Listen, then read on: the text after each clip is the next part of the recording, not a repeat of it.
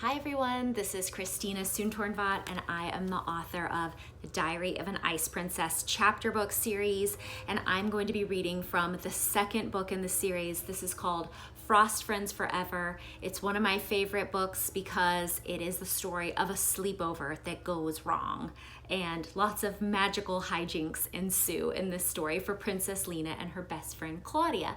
So I'm going to be reading from the book a few chapters at a time.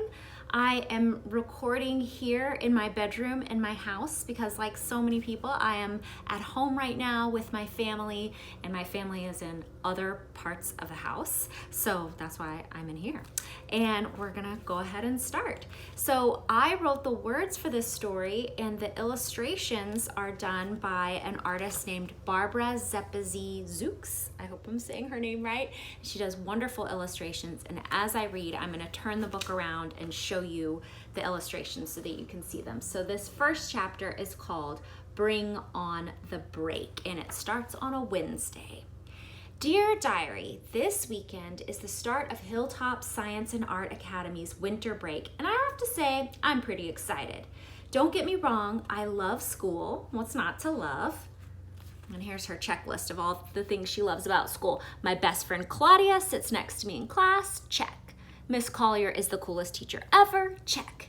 I get to be a regular kid and no one knows I'm actually a princess. So Lena goes to a regular school on the ground, even though she's actually an ice princess who lives in a castle in the sky. She's kind of in disguise. But even though school is awesome, I'm looking forward to having no homework for a little while. Miss Collier did give us one assignment, but it actually sounds fun. And this is Miss Collier. Class, I want you all to keep a science observation notebook over the break, she told us this morning.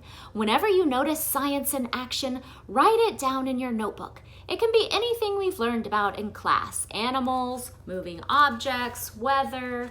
Claudia nudged me. Speaking of weather, when are you going to make it snow? She whispered. I haven't observed a single snowflake yet. Very funny, I whispered back. You know I can't use my powers at school. This year, I learned that I'm a winter heart, which means that I have magic powers over ice and snow. Most of my family members are wind tamers, which means they can control the wind and the weather. It's great to finally know why my magic is always icy, especially because it has helped me keep my powers under control. Here's some of Lena's family members. This is her grandfather, who is the North Wind, and her mother, who is also a princess named Gail, and she can bring the spring rains. And this is her dad. His name is Henry Rudder, and he is just a regular human. I can't let anyone at school know about my royal status or my magic, except for Claudia, of course. The only downside is that I can't go out on the playground right now and make a blizzard. Claudia's right. We could use a little winter fun around here. But the number one reason I'm excited for the break is that Claudia and I have big plans. Big sleepover plans. I can't wait, diary. Bring on the winter. Chapter 2. This one is called The Bold and the Brave. Thursday. So much for big plans, diary. Today at lunch, Claudia gave me the worst news ever. You can't stay at my house over the break, she said. I'm not even staying at my house over the break. Here they are at lunch, chatting in the lunchroom. I nearly choked on my carrot stick. Why not? My big brother is starting at college and my parents have to help him move in. They're making me come with them. Claudia's family are the only groundlings who know my family's big royal secret. Now, groundlings are the words that Lena's royal family uses for people who live on the ground. So they're groundlings, right? I love Claudia's family almost as much as my own family, but how could they do this to me? Here's a picture of Claudia's family. That's her parents and her big brother, Jaden. But what about our observation homework for Miss Collier, I asked. The only thing I'll be observing is the backseat of the car. Our road trip is going to take 10 hours each way. Poor Claudia, poor me. Sleepovers at her house are the best thing on earth or in the sky. We use the trampoline, eat pizza, and watch all the movies we want. This is what a sleepover is like at Claudia's house. Totally fun. So awesome. I could almost smell the pancakes and sausage Claudia's mom always cooks us for breakfast. Not only were we not going to have any sleepovers, but I wasn't even going to have a friend to play with during the break. Diary, I had to be bold. I had to take matters into my own hands. Don't go on that boring road trip with your family, I blurted out. Come sleep over at my house instead. Claudia leaned in and gave me a look. It was her have you lost your marbles look. Your house? I knew what she meant. We don't live in a house. We live in a palace in the clouds, and I have never had a friend sleep over before. But there has to be a first time for everything. Do you think your mom will let you? I asked. Claudia chewed her sandwich for a long time. Possibly, but we're going to need a new routine of persuasion. And the next chapter, chapter 3, explains what the routine of persuasion is. So this chapter is called The Ultimate Routine. Friday.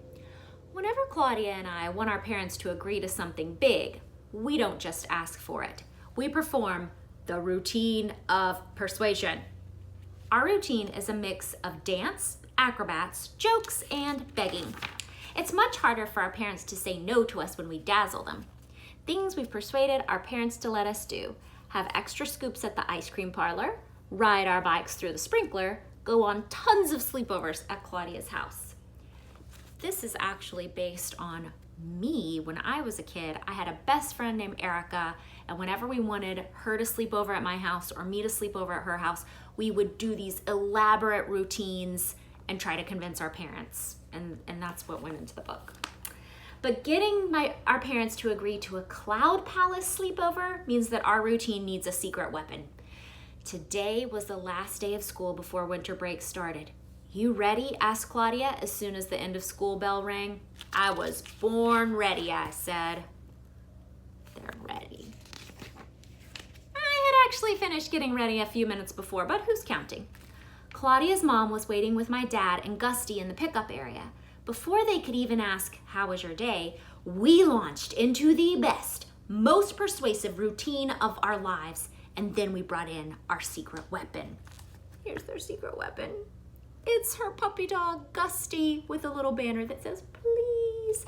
So if you were parents and your kid had a little puppy dog with a banner that said, please, how could you say no? You could not say no. After we were done, Dad laughed. We'd love to have Claudia sleep over anytime, as long as her mom says it's okay, of course.